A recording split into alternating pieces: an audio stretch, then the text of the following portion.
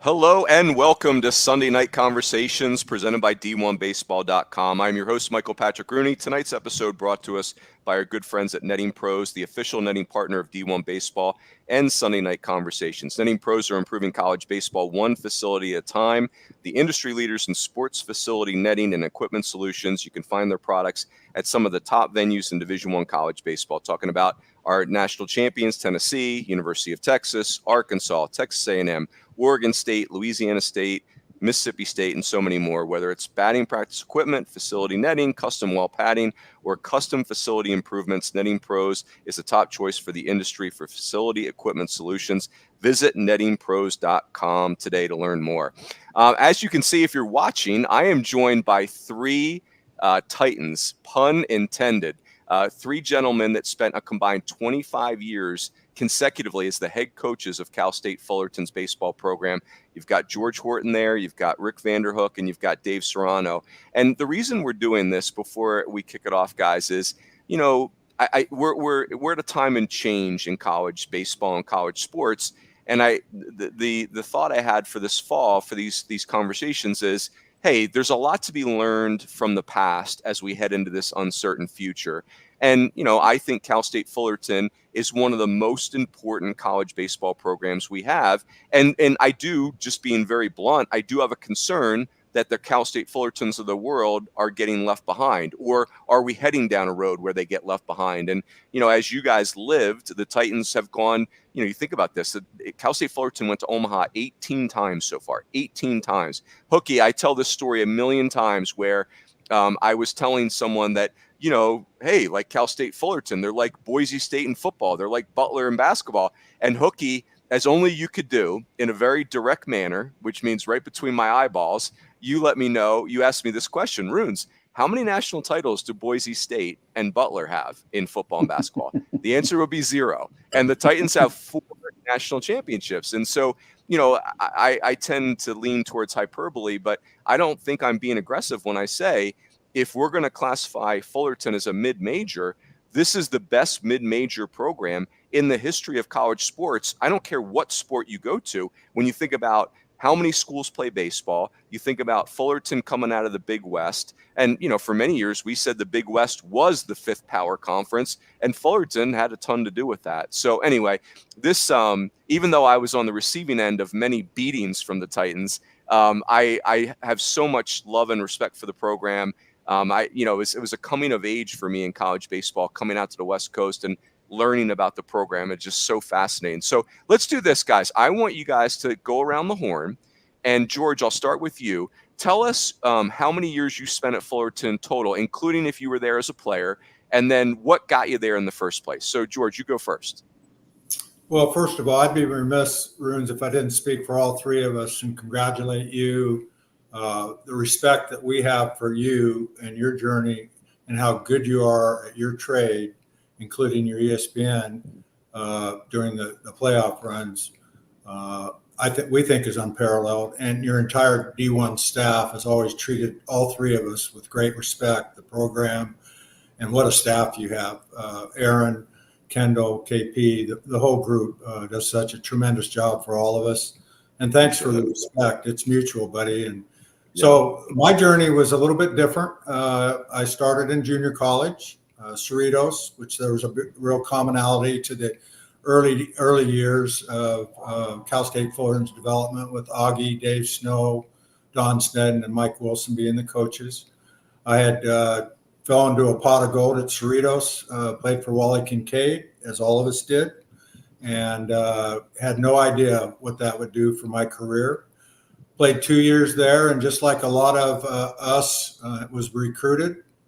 Fullerton asked me to walk on. 6 of my teammates were on scholarships. The scholarship was $95 a year. I was a bit offended that Coach Snow wanted me to be a walk-on player. And so I chased the scholarship money and went to the University of Hawaii, played 1 semester there with Les Murakami.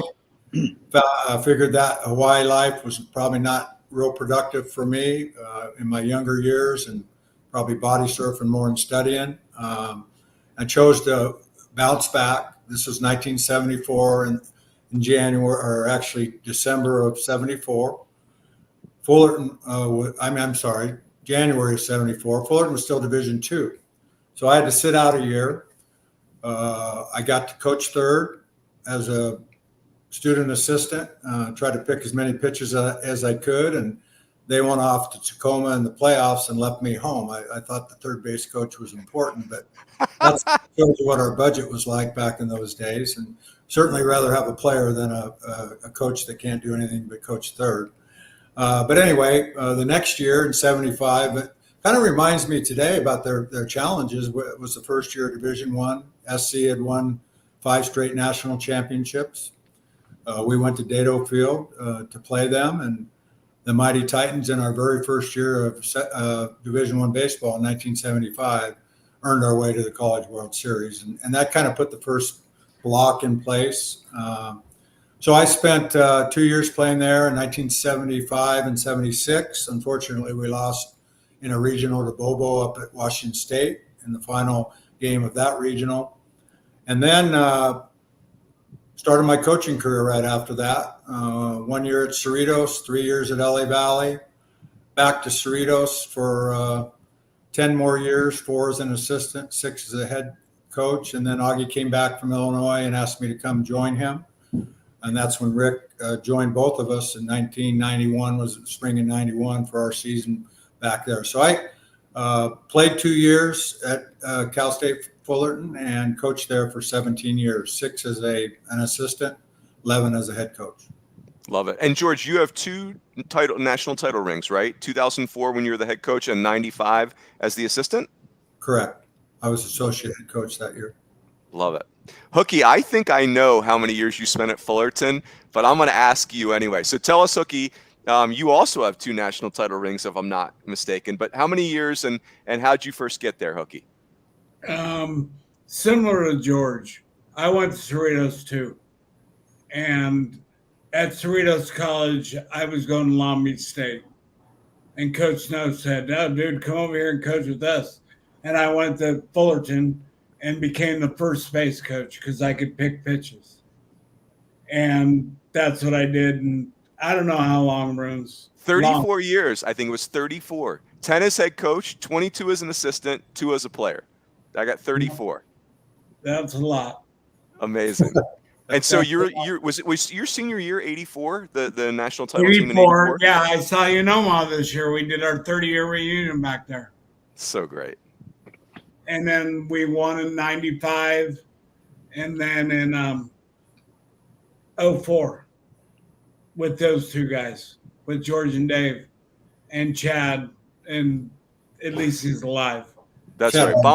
Chad Bomber, if you're listening, Bomber, you got Chad Baum, who was the 4th coach on all these staffs and was in a really serious car accident this year. And I had texted with him probably a few weeks ago. And so hopefully if you're watching, Bomber, we are thinking of you and yeah, scary deal there. So it's so funny that you guys both mentioned picking pitches. Just being in the other dugout playing against the Titans, like your pitchers just felt like, you know, they wanted to talk to the FBI before the series to see how we could, you know, like hide baseballs in our gloves. Dave, you go next. Tell us your tenure at Fullerton and how you came there. Well, first, Rooney, I want to echo what George said. You do a fabulous job. I envy what you do for college baseball.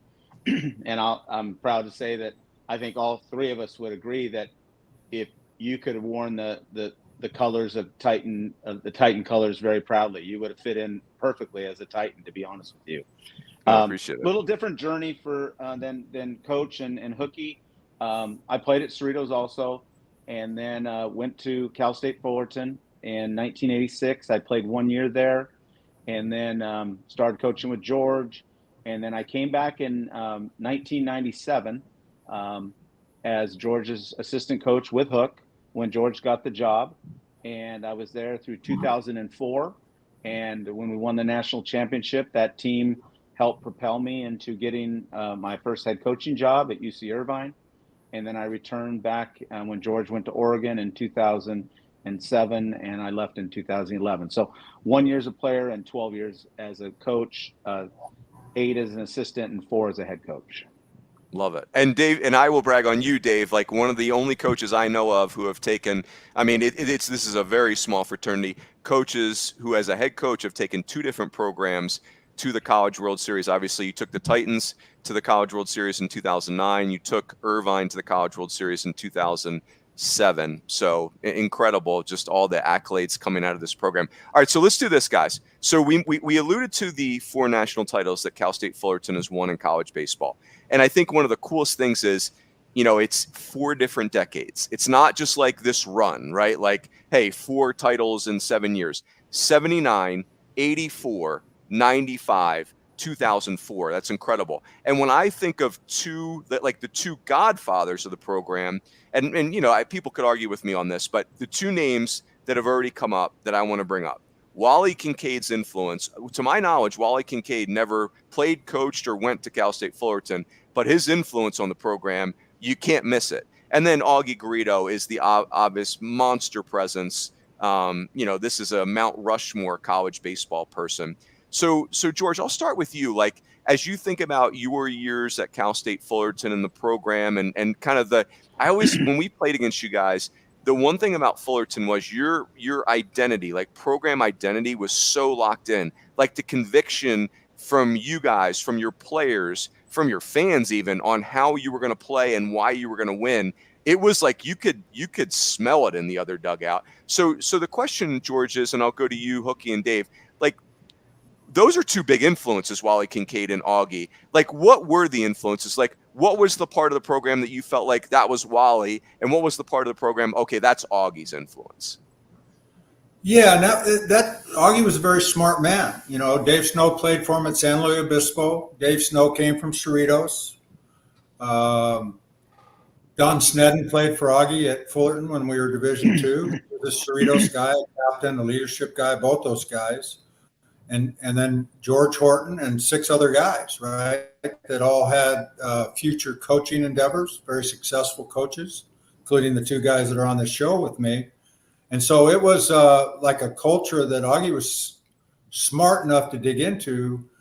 But I would say it was kind of a co-head coach kind of culture building thing. I was just talking to a lot of our ex-Titans, and this doesn't take anything away from the brilliance of Augie, the godfather of Cal State Fullerton baseball. But a lot of the stuff that we talk about instill, like doses, right? Getting hit by a pitch. It's not a dose of medicine. It came from a different thing, and it actually came from Snow and I at LA Valley, and we brought that back, right? So, and then Augie was the polisher, the motivator, and the nuts and bolts and the organization, the fundamentals. I think it's fair to say, in my opinion, Augie got better as a fundamentalist as the years went along and had really good fundamentalists in Snow and Snedden and then the Wally tree. And that's how we kind of grafted that and planted that, and just to watch that grow. And thanks for your recognition of our sustained excellence, from when we kind of knocked that first barrier down and got it done in 75. And then Wallach and the boys, I just spent 4 days fishing with Kirk Kingsolver and Dave Weatherman, pitcher and catcher on that 79 team. They got the first championship. And then we actually recruited like that, Mike, that when we recruited guys, we could tell them, hey, at a certain period of time with the longevity of our run, thanks to a lot of great players and their sacrifices, we could tell them and guarantee them, if you come here and stay for 4 years, you're going to play in Omaha. And you might even win a national championship. And they go, really? And then we just pointed at the sign, and you can just do the numbers. We didn't go 4 years without going for a long period of time. So, man, hats off to a lot of those players and coaches and sacrifices that we all made. But I was there in the beginning part of it and got to see, maybe the seeds planted, and where we were recruiting a bunch of mutts, as we called ourselves, 18 junior college players, and we all blended because of the excellence of the coaching staff, and took that program and put that foundation block in there. And then they started getting the Wallachs and Danny Boones and and the premier guys to go into the culture, and that's what made it so special. Love it. Hey, Hookie, so you're a senior on the 84 team that wins it. So you've got, just like George, you've got that player, you've coached with Augie and you've played for Augie. What was, like, back in the day, like the mid-'80s, when you guys, 84 you win it, and they've already won it in 79. What was the player-coach relationship like with Augie? Like, were the players scared of Augie, or what was the relationship like? Scared to death. Scared to death. You didn't talk to him. Because of his presence, like the presence was just so big? If he had both his shoes, you knew it was a good day. He was the greatest shoe guy ever. But you wouldn't talk to him. Yeah. You'd talk to the assistants. Yeah. So you talked to Snow or Smitty, who coached at that time. And Snow left Fullerton and went to Loyola Marymount. That's right.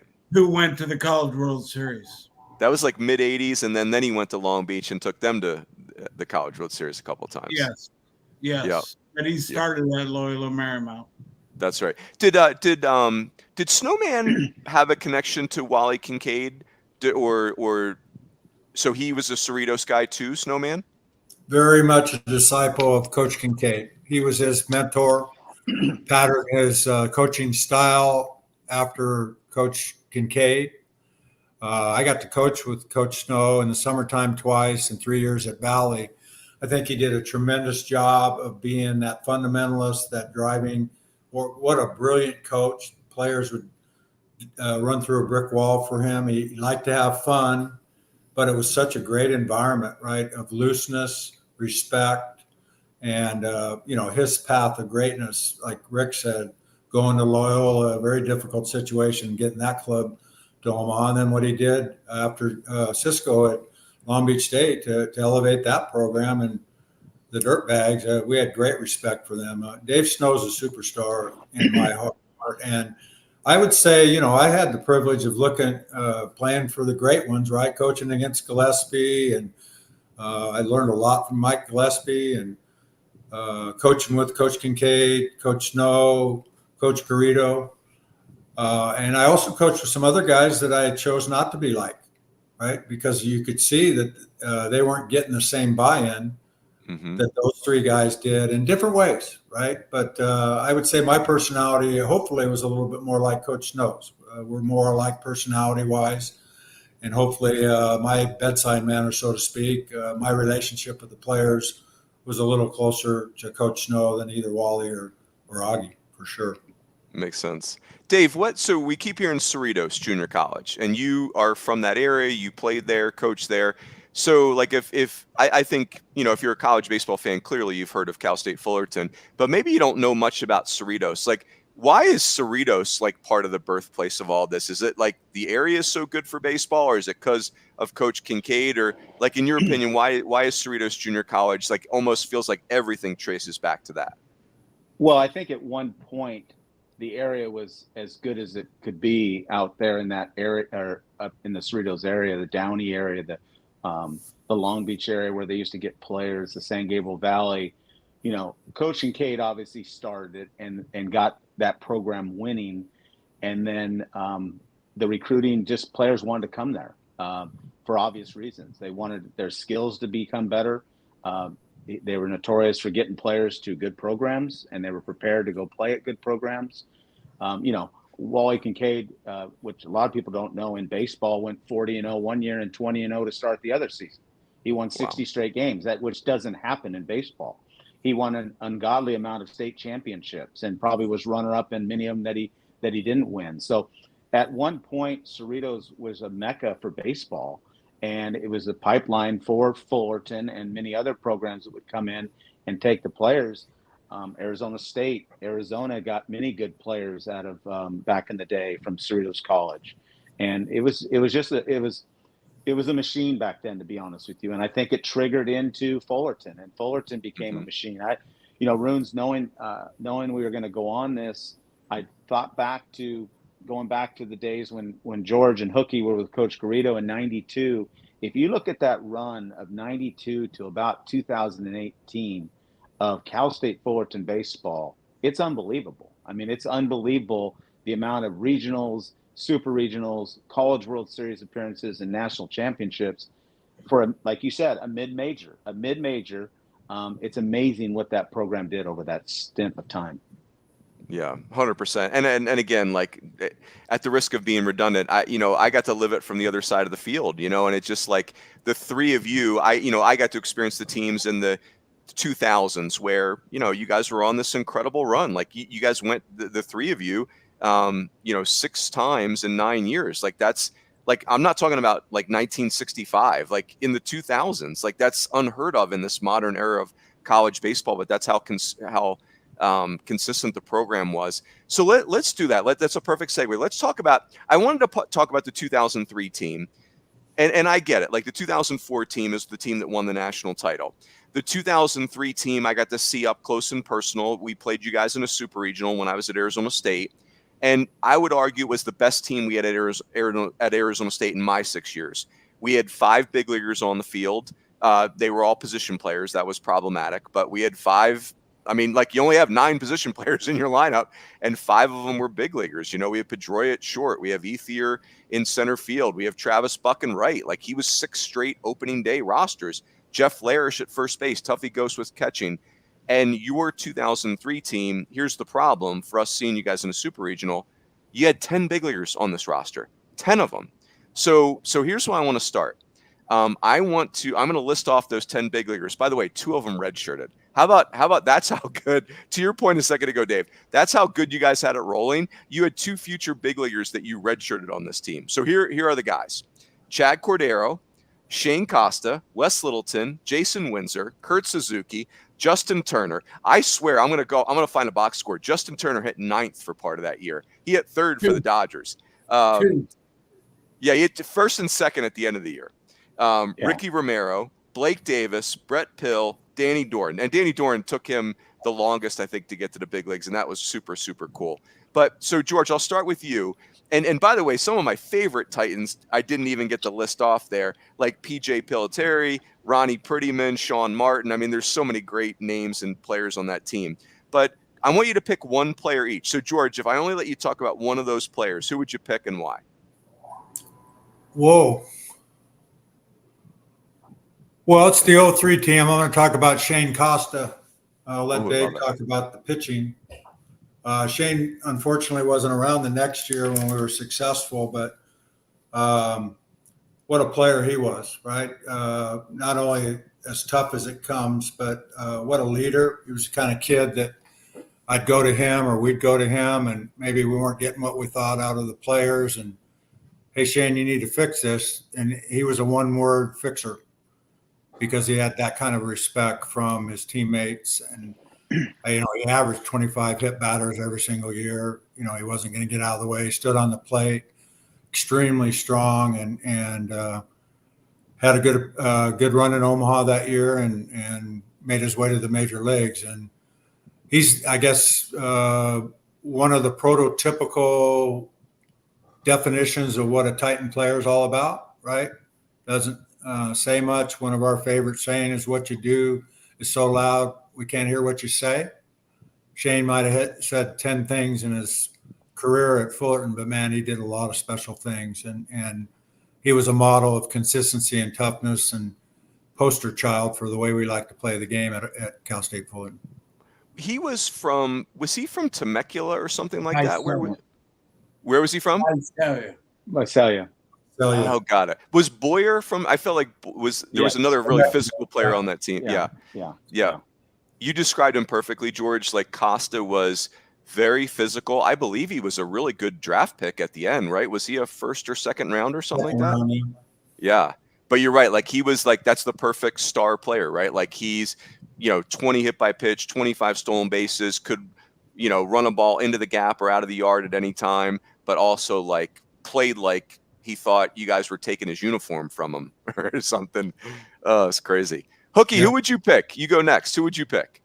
I'll go with the midget, Karopsy. That's a great call. He was a bad boy, and he was a Titan. He wanted to be a Titan from the time that he was 12 years old. He was what we built our program around. Yep. He was a bad boy and he knew how to play. And, he was a tough little dude. He batted third for us for a couple of years at 5'5". But it was, he was a baseball player and a good one. And that's what we had is we had baseball players. You talk about Costa. Yeah, he was a big, strong athlete, but he was a baseball player. Yeah, he was. We recruited baseball players, and he was a baseball player. Yep. You guys created real recruiting dilemmas for other programs like us, like others, because we'd play you in the postseason and get beat. And then you go out recruiting. And it's like, okay, like you just got beat by David Bacani and Jason Karopsy, but do you have the courage to sign them, right? Like, do you have the courage to give that 5'7" right second baseman scholarship money, right? Like, but now, of course, you guys had such great contacts, and whereas, for us, you'd be kind of rolling the dice at a stranger, you guys were, I felt like I was thinking of this analogy tonight. Recruiting against you guys was like we were Arizona State. We had every modern technology you could have to go fishing with, and you guys were the ones that just knew the water, right? Like you knew all the holes where the good fish were, and we're just, I don't want to paint it like we were totally clueless or anything. Obviously, we had good players too, but it was fascinating. Dave, who are you going with? I'm going to go with Chad Cordero. But before you went over that list, Roons, and what makes me proud is that, in today's day of recruiting, and even though it has changed a little bit and it's slowed down a little bit, 2 of those 10 guys you talked about were commits in June of their senior year, Danny Dorn and Ricky Romero. We started recruiting them in May of their senior year, and they both committed in June. So, I'll get back to Chad in a minute, but you bring up the recruiting part. Both Hookie and I work for a boss that's very competitive, and we used to go and have to tell George all the time about getting beat by Arizona State and USC and UCLA and Stanford and University of San Diego when Rich Hill was there with Valenzuela and Jay Johnson.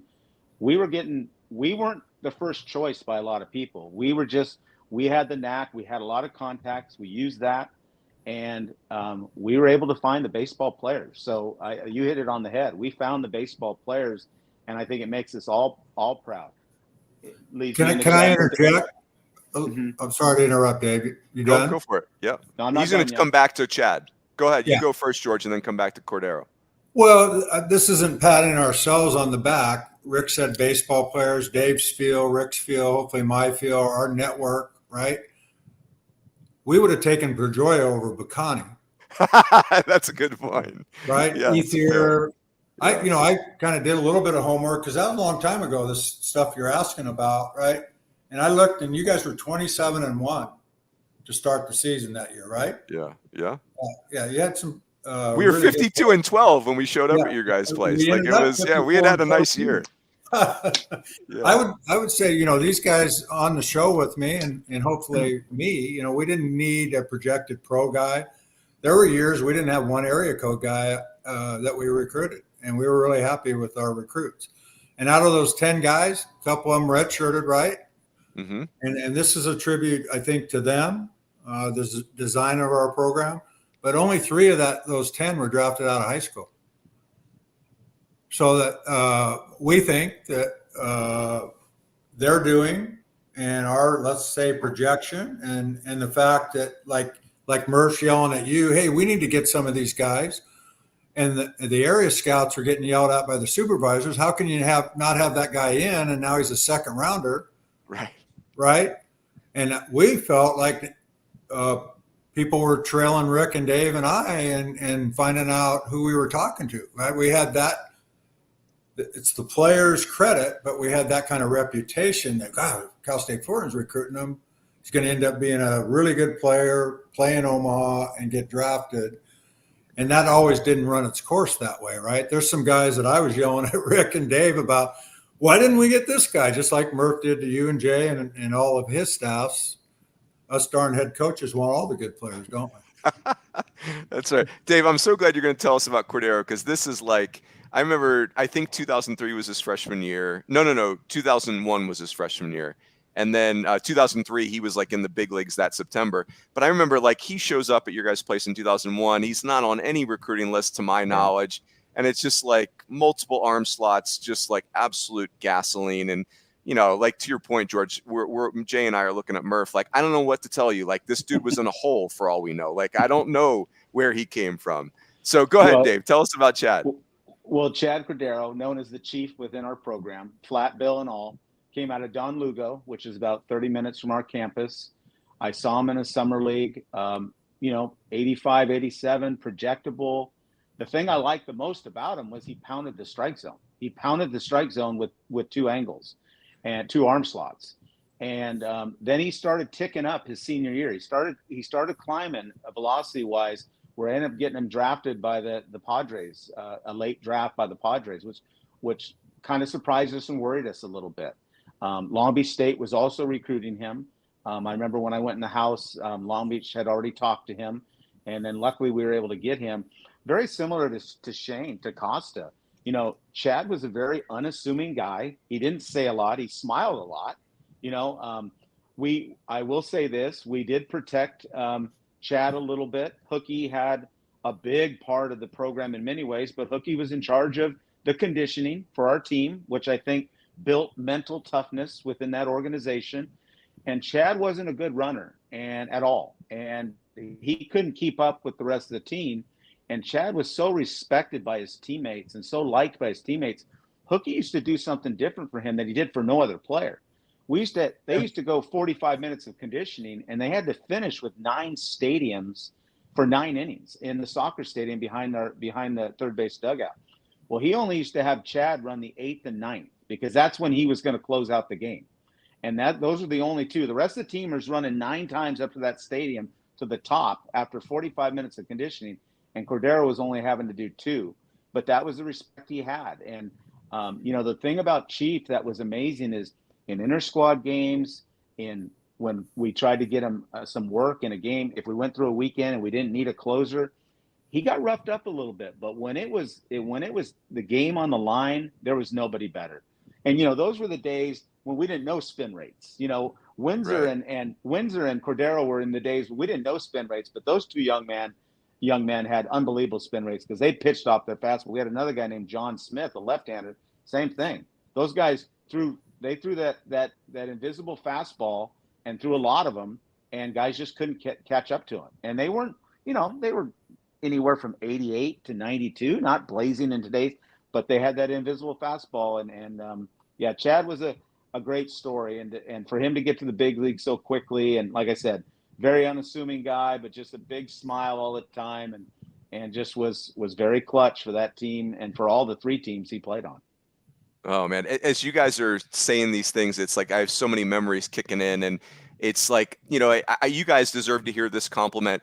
The 3 of you are, like you share a lot of the same beliefs in baseball, but you're very different personalities, right? And I just always felt like coaching against you guys, your personalities fit perfectly together. And, like George, you were a great lesson for me as a coach because I had been around my whole life very successful coaches who were fire and brimstone, like, different versions of Augie, right? And like you had a different style, but you were having the same level of success. And, Hookie, you had we used to have a joke, Hookie, that at least once per weekend, if we were playing you were going to rip the position players off the field during in and out. There's no way the Titans are taking 3 full in and outs because Hookie's running them off.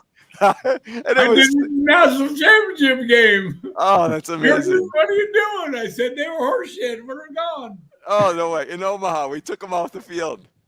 I don't know where he got that. I don't know where he learned that from, Roons. That's amazing. Hookie used to get a little tightly wound in Omaha, and I can remember him yelling at guys because they weren't drinking Gatorade when he wanted them to drink Gatorade. And, some guys get gooned out there, right? Including coaching staff, because cameras everywhere and guys get out of rhythm. And Rick's been there a million times. He knows what they're supposed to do. And so that was kind of a deal, right? And so actually we all learned it from Coach Kincaid. What he wouldn't yell at you and scream at you or run you. He basically would let we were in the middle of practice doing alignments or infield or whatever. And this was that fear factor of consistency. that if we weren't playing catch or we weren't present, we weren't filling that uniform in the standard that he felt like, the fungo would fly and he'd tell us to get the hell off his field, right? And I did that at least 2 or 3 times, right? So I don't know what the players are. Great, let's go have some beverages or whatever. Yeah, maybe they like that.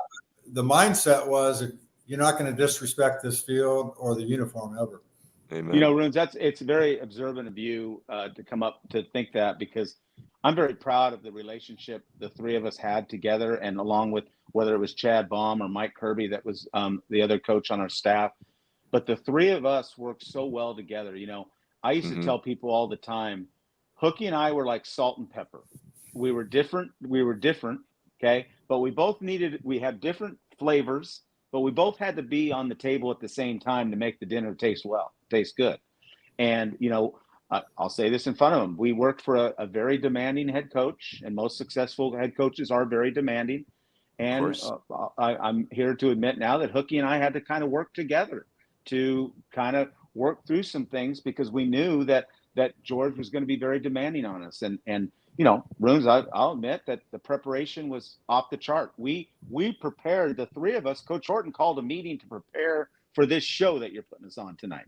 We had a meeting 3 days ago to prepare for this, and that's kind of how we did everything. I mean, we had good players.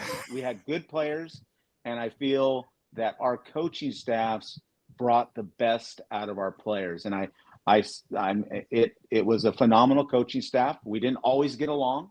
We had our spats sometimes, but when we walked on the field together, we were as strong as a unit, and the players knew that. 100%. I think for any coaches that are listening, Dave just nailed it, right? Very diverse staff, right? Different personalities, all very respectful. It was a bit of a dictatorship, right? Because I actually coached those 2 guys. You know, they're similar in age, but I was the coach, and then I was the head coach, and we'd have some knockdown dragouts in the office, right? And I love that. You know, I love the fact that respectfully, they would disagree. They weren't afraid to voice their opinion. I leaned on them a lot for brilliant ideas, and then took the credit for it publicly in the media for all the best ideas. When it was a bad idea that I had, I blame them, just like all head coaches. No, I'm kidding a little bit. But Dave nailed it, right? For all you coaches out there, don't be yes guys. Nobody, you know, whether you're a scout, evaluator, I don't want to ask Rick, hey, how'd that guy do? Oh, I did okay. How'd you like that recruit? Oh, he's okay. I mean, these guys were really good. When they went out and saw somebody, they were judgmental. Either, yeah, we think he can help us, or he's got no chance. And that saves a lot of time and energy. And then, yeah, we were meticulous on organization. That came from Coach Kincaid's formula. He taught me that for every hour you spend on the field, you should spend 2 hours organizing. And by God, we did. We had long practices. Every minute of the day was organized, but we still let Rick coach, Dave coach. Dave had his own kind of sub-unit with the pitching staff and created a little subculture that was really healthy and competitive when you're scrimmaging and everything. But when it all was, now we're playing an opponent, it was one thought, one purpose from the coaches, and that transmitted down to the players. And it was all in at one end of the rope. You know, sorry for the cliches, but, you know, and for them to sort through my meanness or demands, or we worked hard. You know, that was part of our staple that we got from Cerritos. Nobody was going to outwork us. Nobody was going to outwork us. And some of the hours that we put in when you could at the proper time, that's when the NCAA stepped in and, oh, we better do 20 hours a week from coaches like us, I guess. Well, and Roons, I'll add to that, and this is where I'm very proud of that program, and it goes all the way back to Coach Garrido, is nobody could say that they did more with less than Cal State Fullerton. The 3 of us are well aware of the battles we had. You know, we're talking about the battles we had in the office, and they weren't terrible, but we weren't yes men. Hookie definitely wasn't a yes man, and I wasn't a yes man. But with the battles we had with the university, I mean, whether it was field work or whether it was the field not being done, or whether, you know, we did a lot of recruiting. We weren't always reimbursed for recruiting. We didn't have a big budget for recruiting. So what we were able to accomplish, and I say we, it's including Coach Garrido in the past, with very little, is actually remarkable when you look at what the program has done with what little they did have. I brag all the time that Coach Garrido won 3 national championships when it was no better than a high school baseball field, to be honest with you.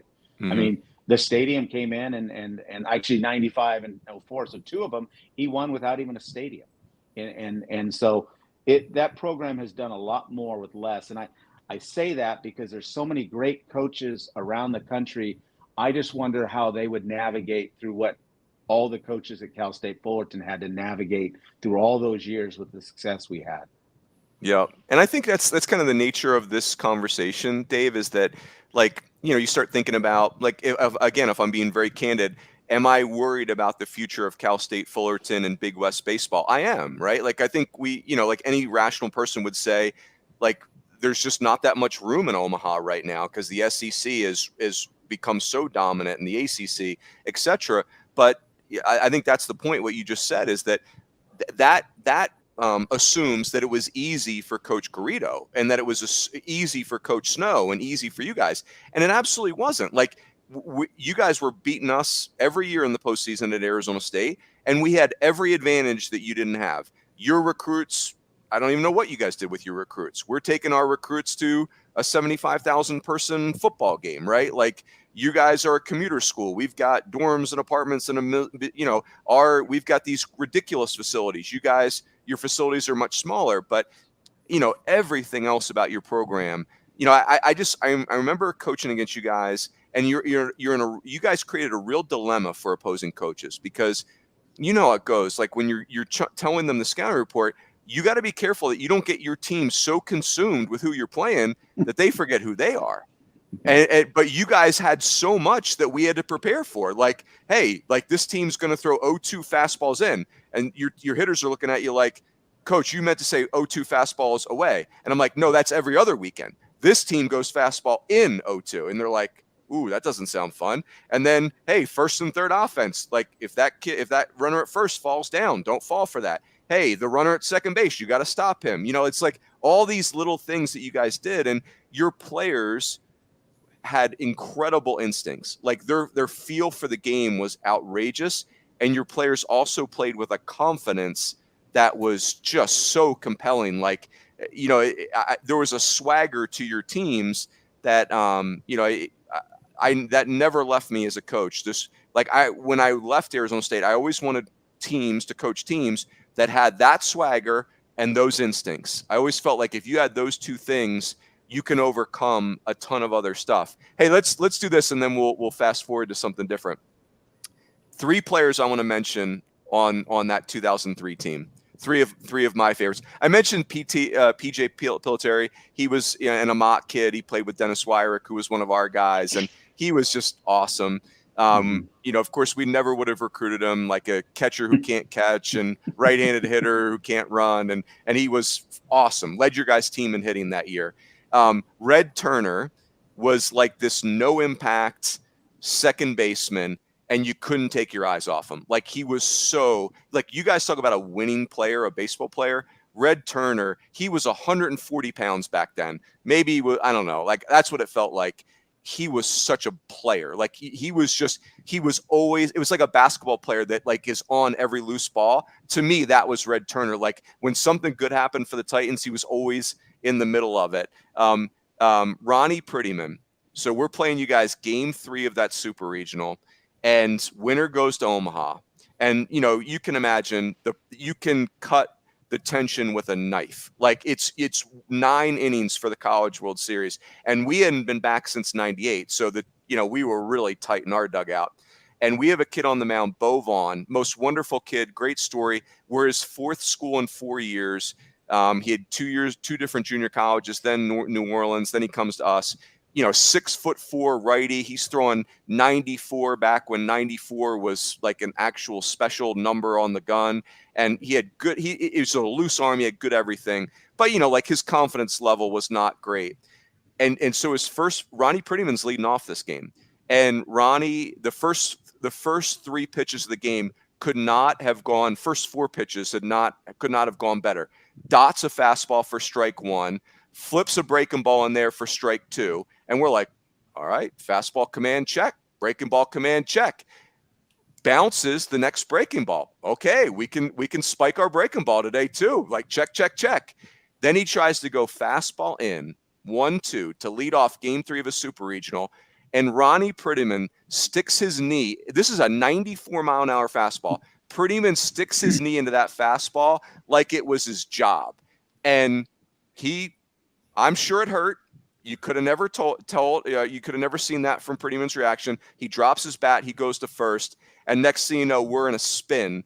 And, we give up 3 in the first, 3 in the second, 1 in the third, and it's over. You guys are going to Omaha, and we're not going to Omaha for another year. So Prettyman, all-time favorite. My last one is Cordero in that super regional. That was Pedroia's best year. And, of course, he was incredible for 3 years. Pedroia hit 34 doubles that year, 34 doubles in a college season. That's still the Pac-12 doesn't exist anymore, but that was the conference record forever. And, he was our best player. He went 0 for 13 that series without striking out. Think about that. He made 13 outs and never punched out. And you guys know how animated Dustin was in the most incredible way. He was the example, like you could be animated and respectful at the same time. And him and Chad had played Team USA together, and Pedroia flew out to the wall, and he was barking at Cordero, and Cordero didn't even say a word. He just looked in our dugout and gave the Matumbo sign to Dustin. And we might as well just started packing your bags for Omaha at that point, right? Like your guys telling our guy to simmer down. It was just so many great memories from that. Roons, I'm gonna give props to Hookie on this. Hookie, you brought up the Prettyman deal, and there was a real toughness in this program, and Hookie was in charge of the conditioning, and Coach Horton runs into a lot of players at weddings and different things, and they all bring up the conditioning, but Hookie did an unbelievable job of building a mental toughness into these players. And if you couldn't withstand the conditioning, you probably weren't going to end up on the team when it came time for the springtime to begin. But I've heard from many former players, Roons, that when we got in those tough games against you guys or against the Stanfords or whoever we played back in those days, they looked across the field and they knew that other program didn't go through hell like they did to be a member of that team. And that, Coach Horton allowed Hookie to do that. Obviously, Coach Horton and I had some impact, but that was Hookie's deal. And I'll admit, and Hookie will admit, he probably couldn't have made that condition himself, but he sure put those guys through heck, and it really built a strong mental toughness in our guys. And that's why I think they took their game to another level, because they got out of their comfort zone and realized that they had more inside of them. Go ahead, Hookie. Roons, was that the year Cole Calhoun played for you guys? No, Calhoun is like 2008, 2009. So Calhoun was he was on the team with Kipnis and Mike Leake and Josh Spence. So he's like kind of like that next wave. Because I remember when we kicked your ass that year, when he was warming up in left field and he threw the ball at Gino in the stands because they were ragging on him. I can see that. Cole was a redhead in every way. All time great. So hey, by the way, from that 2003 season, you guys, I looked this up. So you guys won 50 games. You got to Omaha. You went 2-0 in Omaha, beat LSU, and then lost those 2 games. So I guess you guys were in the Final Four. You guys lost. This shocked me. You lost 3 road series that were interesting. So you lost a series at Minnesota. You lost a series at USC. SC was still rolling back then. It's still Coach Gillespie. And then you lost a series at Riverside. So at Minnesota, at Riverside, at SC. Any of those 3 series, anything significant about any of those? Riverside was always tough on us. Our 01 team got swept there. And that was Drew Checkett, who ended up coaching with me in the University of Oregon, the head coach at UC Santa Barbara. And Coach Smith. And Coach Smith, both great coaches. Coach Checkett did a tremendous job of the toughness of the pitching staff, and he's got a bunch of big leaguers that are doing their deal in the major leagues, right? And Mm-hmm. that's kind of what drew me to him when I ran out of old players. They talked to these guys and didn't want to work for me anymore.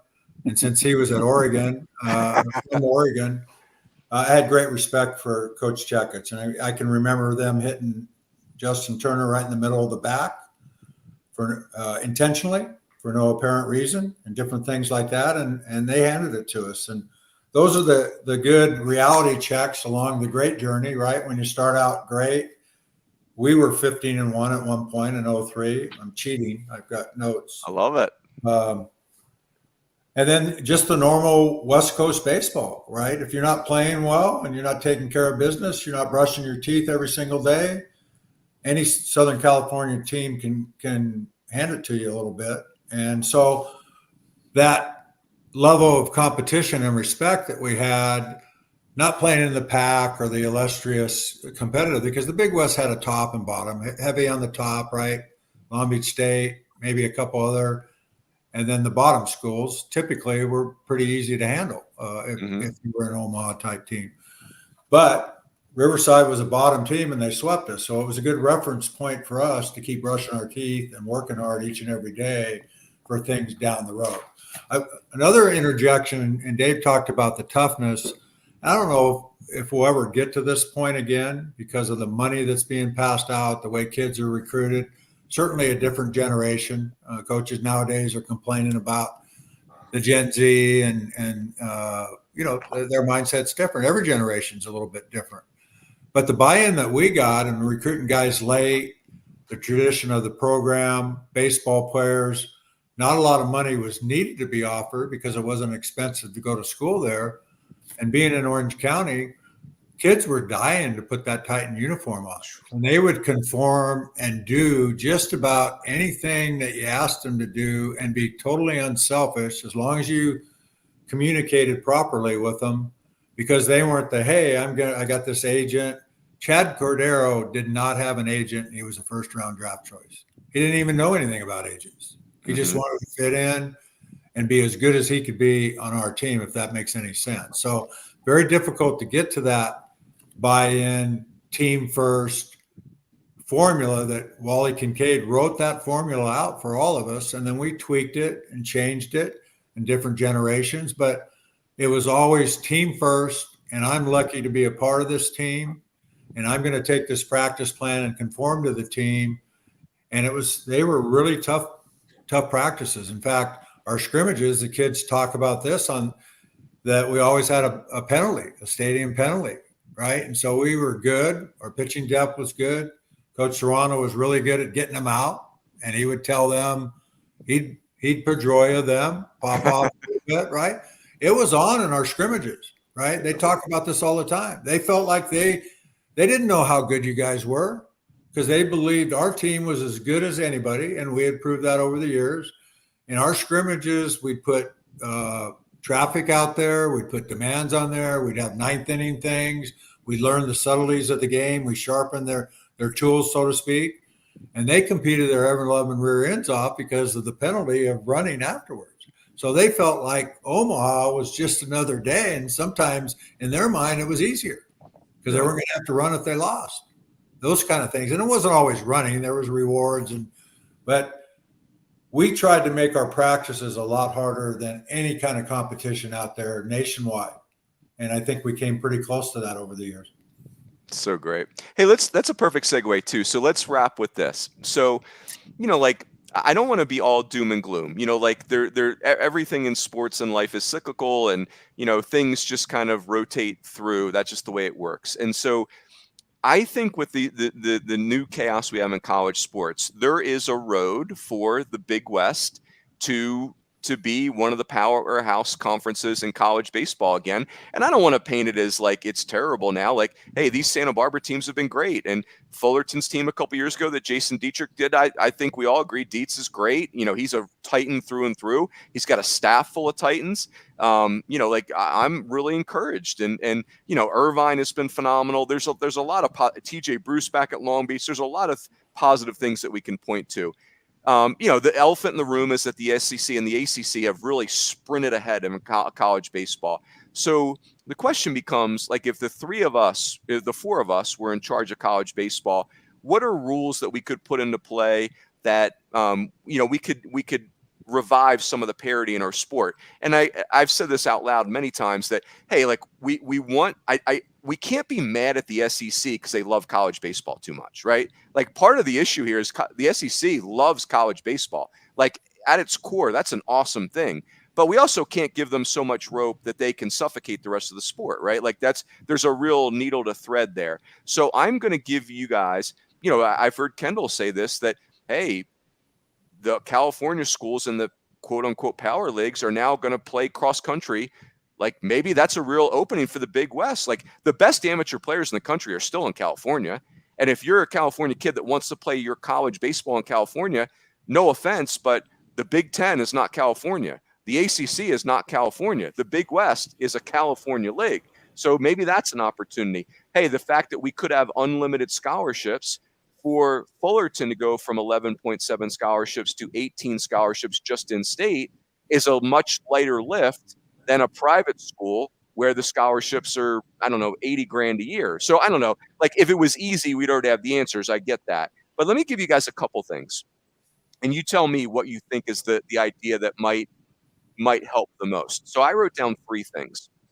One is, whatever our roster limit is, whether it's 34 or 38 or 40, whatever it is, you have to declare it August 15th when school starts. I think that would prevent the bloated fall rosters, and we're kind of just like chewing up players. And then I do worry about it. That's one example, that whatever our roster size is, we have to declare it in the fall, so we're not burning so many players. And, the top programs are hoarding players right now. Number 2 would be the 32-72 proposal, where, hey, everything in the tournament is the NCAA tournament's 3-game series. We go to 32 hosts. We expand it to 72 teams. So the Big West schools, there's more space for them to host. There's more space for them to get in the tournament more regularly.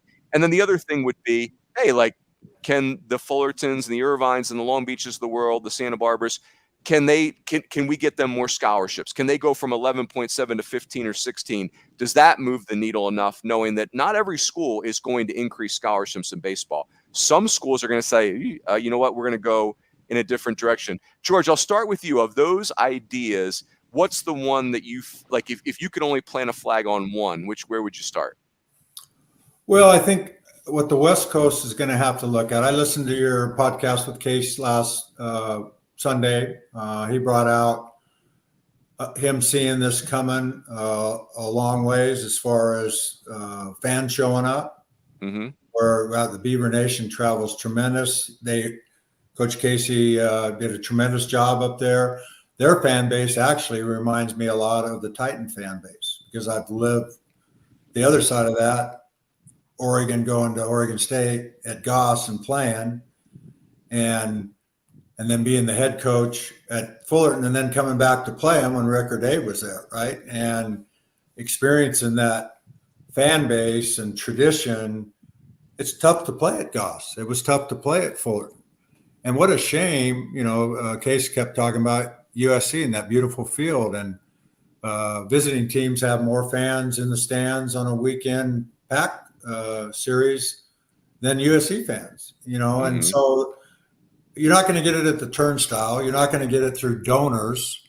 They're still catching up in basketball and football on the donor base to try to get endowments like the SEC has in places like SMU.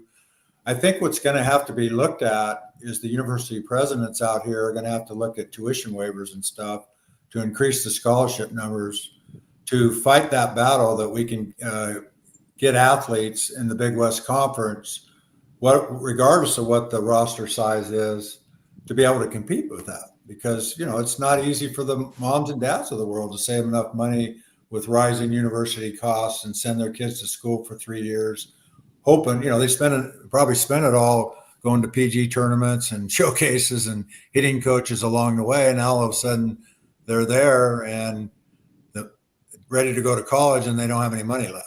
Right. Yep. So, I don't know if they'll buy in. I think coaches forever, the over recruiters that recruit 6 shortstops. We've been accused of that back in my junior college days and at Fullerton. I think if there's a roster number, they're still going to find ways around that, maybe, because they've always done it, right? They're going to try to protect themselves, their jobs. And let's face it, the kind of salaries that they're paying Division I head coaches nowadays in baseball, it's become less of a moral sport, and I'm going to stick with you, and you better be good, right? Otherwise, you're not working, right? And the good thing about NIL and roster size and the quality of the SEC, what a great product college baseball is. Great players. 100%. NIL keeps kids from signing them when they shouldn't out of high school. And so the completeness and the depth of those rosters, they're like pro teams, right? The sad thing for me is you might not see like the 03 Titans, 7 of those kids developing, and you're allowed to be patient enough to redshirt them when their time comes and they're ready to play, that they perform like you described from our past teams, right? If you have to win and that kid's not ready, he gets shipped out. He never gets to develop in your own program. That's sad for me because we've all come from development programs, right? Great traditional programs. We get elite players, but our programs were always based on getting better each and every day for the tournament at the end, the last game. Yep. The tuition waiver. That's really interesting, especially given that you're in the state of California. Hookie, you go, and then Dave. What do you think, Hookie, about the 3-game series for the NCAA tournament? Do you like that better than the old regional format, or you think you like the old regional format better? I like it. I like the 3-game series, but it's like tuition remission or tuition waivers. If you're a state school, it doesn't matter. It doesn't matter because it only costs, I don't know what it costs to go to Fullerton, $1,000 a year. USC's $80,000 a year. Right. They want that education because it's USC as they go about it. But I don't see how that will matter one way or another. I think they should have a limit on how many guys on a team. Yep. That's where I'm with you, Hookie. That's where I'm at. Like the fall roster limit to me feels like really important. And I get it. In fairness to today's coaches, like, hey, I was guilty of over recruiting. We were doing that, air quotes over recruiting. We were doing that at Arizona State. And, it's competitive business. We all get that. No one's blaming anybody.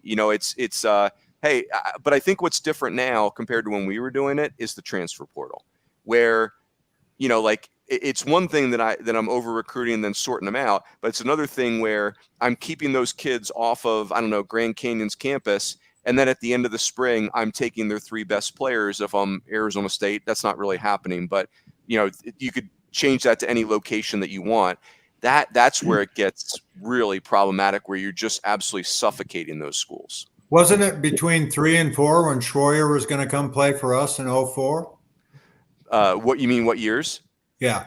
Yeah, he was the closer on the 03 team. And then, that was a classic Murph story. He blocked Schroyer's transfer to every school.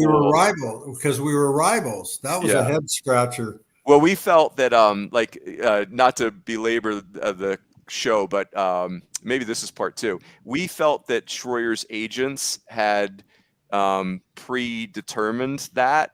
And so Murph, that was classic Murph. He gave him a release to 277 schools, and the 278th school was Fullerton. You can go anywhere in America except. Yeah, I yelled at him. I got to see him in Colorado this year. What a great job he's done. Congratulations, man. We're so proud of him. Right? We weren't like that all the time, but I did yell at him because he ruined my summer vacation. I was in Big Bear, and these guys said, "Hey, Murph's not going to release Schroyer."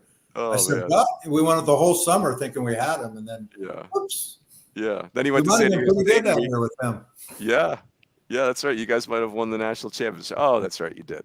Gotta love it. Dave, what do you think? What's your gut on this? No doubt in my mind, Roons, and you talk about it a lot, is the 3-game series. I think college baseball is set up for 3-game series. I think more teams getting in, it will allow more West Coast teams to get in. But I say that cautiously, Roons, because we talked about this the other day when we all spoke knowing we were going on the show, that if you go back to our rosters in the 2000s, how many of those guys, if the rules were in place like they are now, how many of those guys do we keep to be able to go to Omaha and win a national championship? You raved about Costa. Who's to say that you guys at Arizona State wouldn't have been able to prompt him to come to you guys because you had more toys than we did? And so that's the part for me that's really at that level now, that mid-major for some of those programs, that's going to make it very difficult. I think the 3-game series, adding more teams, will benefit those programs.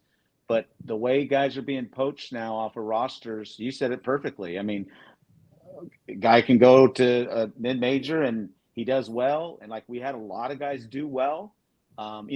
Who's to say you guys wouldn't have wanted Danny Dorn and Chad Cordero and David Bacani and go down the list. Nevin and Mark Kotze. Yeah. So anyway, that's what I think the negativity is against for the schools like the Fullertons of the world in the Big West. Yep. I like that 2 out of 3, not only to get more West Coast teams in, but now we have West Coast regionals, so the young kids can go and look and say, I want to be that one day, right? That's the real sad thing. And we've always complained in the West that, the journey is always through each other. You guys got sent out to play us every year. Stanford and us matched up, and one of us eliminated one or the other, whether it was in Omaha or here. And now they seem like they protect the 11 or 12 teams that get in the SEC, and they can all make it to the SEC tournament called the College World Series, where we always felt that like they were trying to eliminate us by putting 3 top 25 teams in one 4-team regional and putting it at either Arizona State, Fullerton, or Stanford, right? And then we have one horse in the running, and we had a pretty good percentage of winning with that one horse or 2 horses, right? And so that's the sad thing for the youth, that they can't experience that. And then maybe we need to look at more regionalization in whatever the road is to Omaha, with 32 3-game series is out there or whatever. Then the path can have a West Coast team, not SEC or ACC, in the College World Series. And as we all know, in baseball, anything can happen when you get hot.